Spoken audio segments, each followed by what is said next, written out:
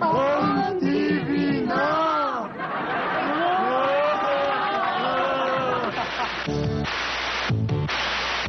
Weren't free to...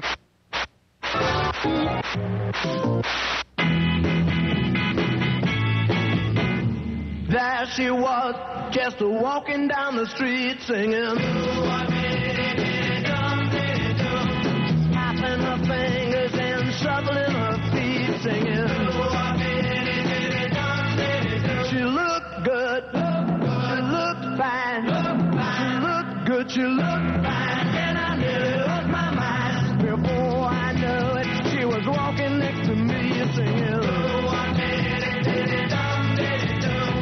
Holding my hand just as natural after me singing.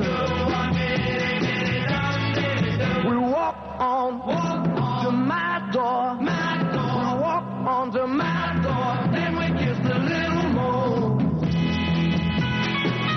Oh, I knew we was falling in love.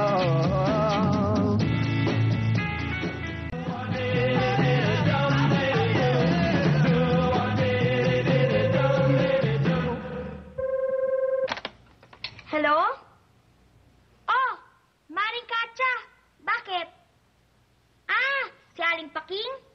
Kung paano pumunta sa bahay ni Aling Paking? Madali lang yun. Malapit yun sa bahay namin eh. Ha? O sige, tuturo ko sa'yo. Una, dumiretso ka ron. Pagkatapos, lumiko ka sa kaliwang kanto. Pagkatapos, dumiretso ka lang. Pagkatapos mo dumiretso, kumaliwa ka. Tapos, kumanan ka naman. Pagkatapos, makakakita ka ng tindahan. Tapos, doon ka na magtanong. O ngayon, alam mo na. O sige. Okay, class. Today you will have your exam. So stand up, stand up.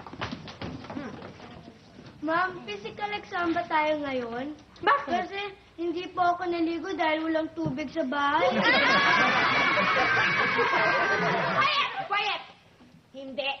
Kaya kayo pinatayo lahat dito ay para tayo magdasal for the success of your exam. Katya, you lead the prayer, okay? Stand up, Father, Son, Holy Spirit. Amen. Dear Lord, sana po maalala po namin ang lahat ng pinag-aralan namin kagabi. Amen. Father, Son, Holy Spirit. Amen. Napakagandang dasal yan, Katya. Alam mo, taimtim sa puso, kahit simple lang. Alam niyo, class, pwede kayo mag-recite ng mga memoryadong prayers. Pwede rin kayong mag-recite sa mga prayers na sa inyo talaga yon. Basta, sincere kayo at taimtim sa inyong mga puso. Okay, class, you may begin. Lord, sana po pumasa ako ngayon. Kasi po, puro ako bagsak eh. Tsaka sana din po, nakapag-aral yung katabi ko sa Alfred. Bakit naman? Lord, kayo na ba yan? Hindi po kasi ako nakapag-aral kagabi.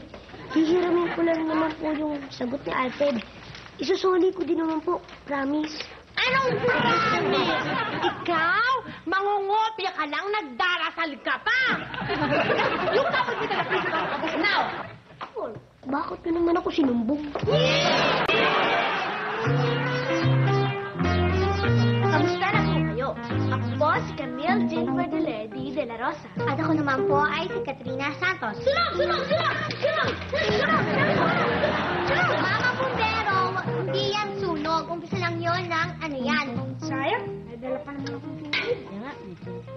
Ipagpaligo niyo na lang kaya yan para malamigan kayo. Ang salita ho natin ngayon ay Ningas Kugon. Sunog! Ninunugon! Mama Pumbero, wala akong sunog. Wala. Hindi mo naman sinabi ka agad eh. Ang Ningas Kugon ay isang masamang ugali. Yung bang ganadong-ganado kang umpisahan ang isang bagay. Tapos, hindi mo natatapusin sa huli. Alam niyo ba kung ano ang Cogong Gas? Ang Cogong Gas ay isang matataas na damo sa bukid na bigla na lang itong masusunog sa init ng araw. Pero bigla ring mamamatay ang apoy. Doon ang galing ang salitang Ningas Kugon. Panoorin natin ito. Wala po ang mangyayari pag tinapos nyo ang trabaho nyo. Ningas Kugon ang salitawan natin ngayon para sa ano yan.